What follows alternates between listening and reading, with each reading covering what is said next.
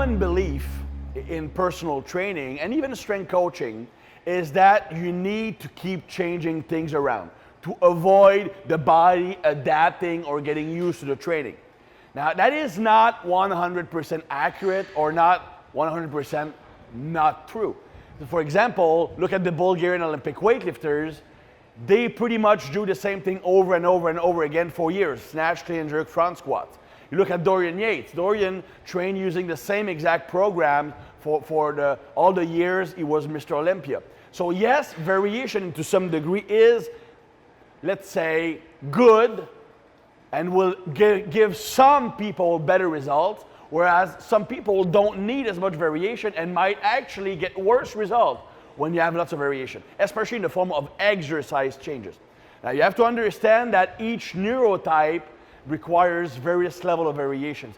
And a general rule is that the less stress, the less anxiety, the better you do with stressful situation, the better you are under pressure, the more variation you can handle. The more anxious you naturally are, the more you are routine-based, the more introverted, the more sensitive, then the less variation you want. It has to do with changing things around, especially in the form of exercises, can create anxiety, especially if it's an exercise that you have not mastered yet. Remember the type 3, for example, they cannot push hard until they feel 100% confident about the task you're about to do. So if you're changing the main exercise every 4 weeks, they will never be able to push hard. It will take them 3 weeks or 4 weeks just to get comfortable in the front squat.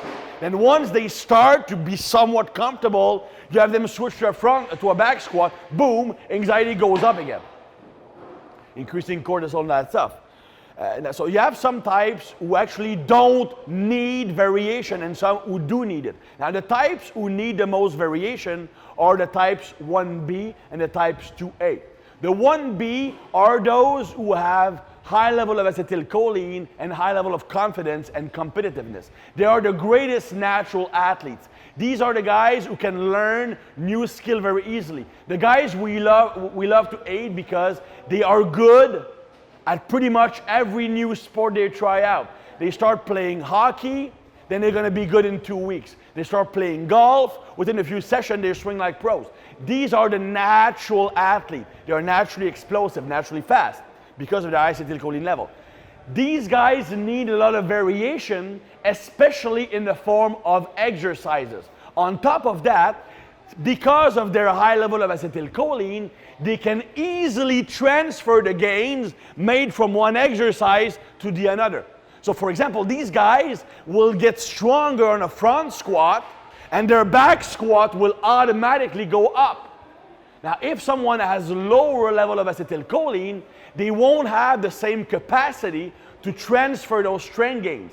So the type 3 or type 2B, for example, if you get them stronger on a front squat, but they haven't back squatted in 8 weeks, their back squat will go down, and it will take them 2 or 3 weeks to get it back up. They are not good at transferring gains. The more acetylcholine you have, the easier you can transfer those gains. So when you have high acetylcholine, you could change exercise in theory every week, and you will keep improving.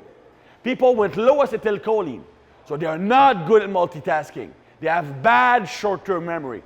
They don't have great coordination. They need to stick to the same exercise for longer. So the type 1B, they need variation in the form of exercises very often. The type 2A, if they also have high acetylcholine, they can change the exercises often. If not, they need variation in the form